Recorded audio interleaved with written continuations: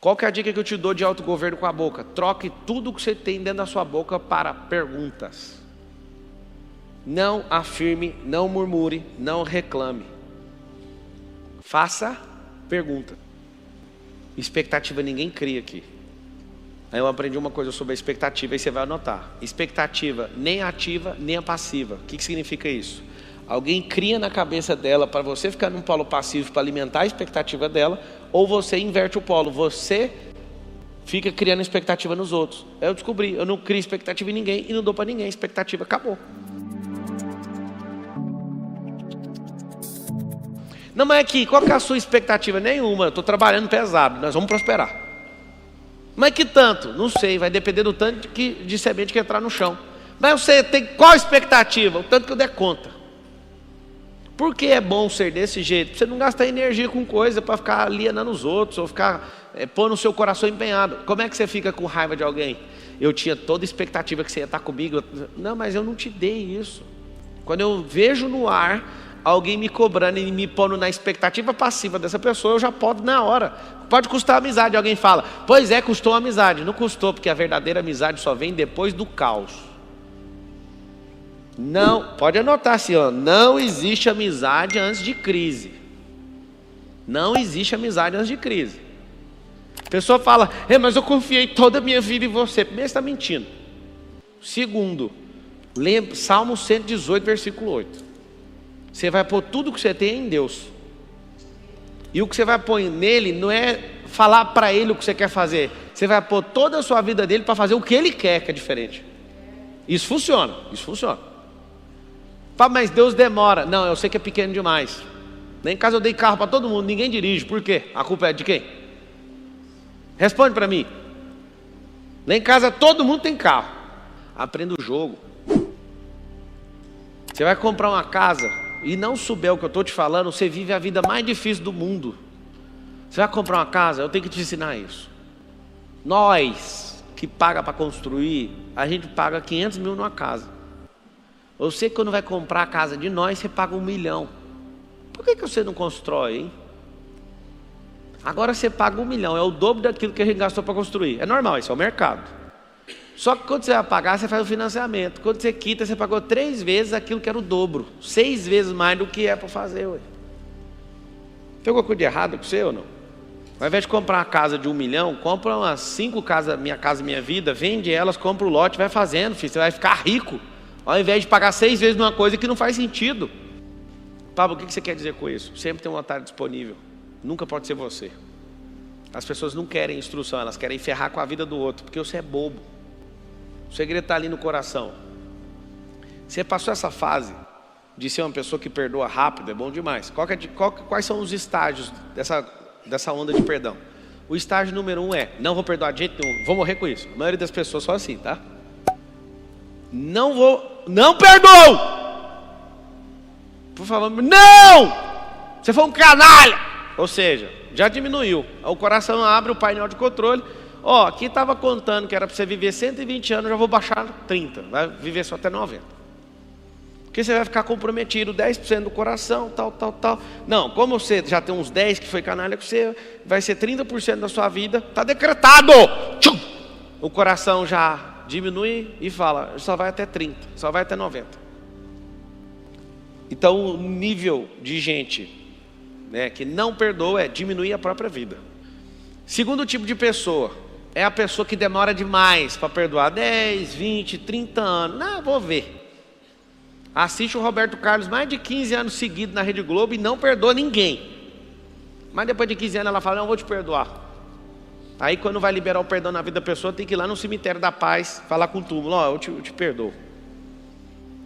Tem esse tipo de gente. Tem o número 3. Leva 1 mês, 1 semana, e fala, esse trem está me fazendo mal, eu não dou conta mais de ser feliz, nem de rir. Eu vou perdoar. Esse é o nível 3.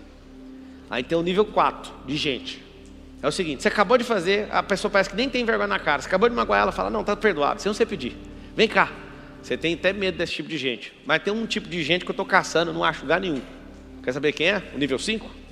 Gente que nem perdoa, porque nem deixa entrar no coração. Tem 2 tipos de perguntas, a pergunta aberta e a pergunta fechada. Vou te dar um exemplo. A pergunta aberta é, A pergunta fechada primeiro.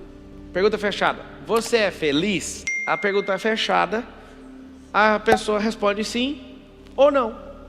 Você é feliz? Sim ou não? Se a resposta é sim ou não, é uma pergunta fechada. Vamos para a pergunta aberta, que você não abre a dificuldade para a pessoa mentir. Geralmente a pergunta fechada, ela mente imediatamente. Eu te explico por que existe a mentira. A mentira, anota aí que vocês vão passar mal. Mentira é economia de energia, não é só isso.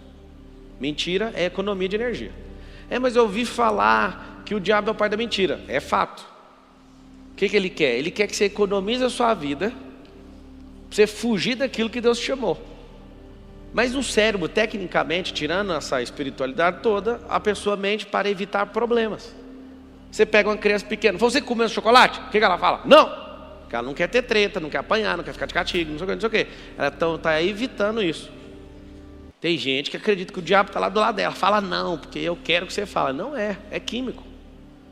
Então uma pergunta fechada induz naturalmente uma pessoa a mentir.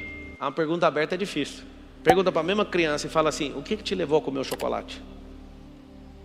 A criança: eu estava com fome. A pergunta aberta, ela abre os canais do cérebro. A pergunta fechada induz a pessoa a querer cortar a discussão. Você quer, por exemplo, alugar a conversa com alguém, você usa a pergunta fechada, você perdeu o jogo.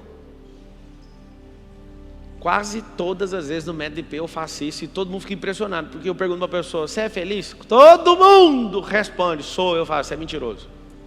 Aí começa: o que te faz feliz? A pessoa fala: do trabalho. Eu falo: então se você ficar sem o trabalho, você perde a felicidade? E a pessoa: não, você sabe o que é? Aí começa. A pessoa, quando coloca o trabalho primeiro, é porque está escondendo alguma coisa dentro de casa.